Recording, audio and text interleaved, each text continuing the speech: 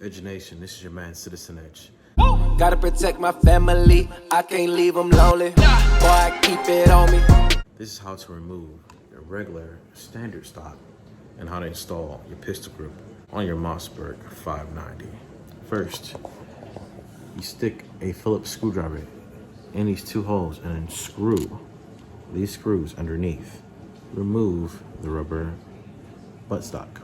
All right, once you have removed the rubber covering, you will see that there's a screw deep and down into the well of the stock. You're gonna need a long screwdriver, like so, to reach down there to unscrew it.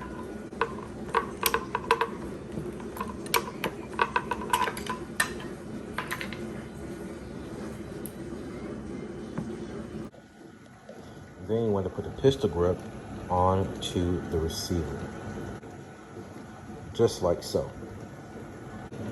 Then you want to put the two washers on the bolt.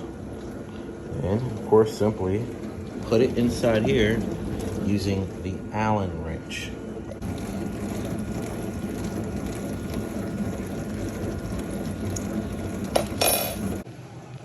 And there you go. Got your pistol grip on your Mossberg 590. Make sure you like, comment, and subscribe for more tips and tricks, baby.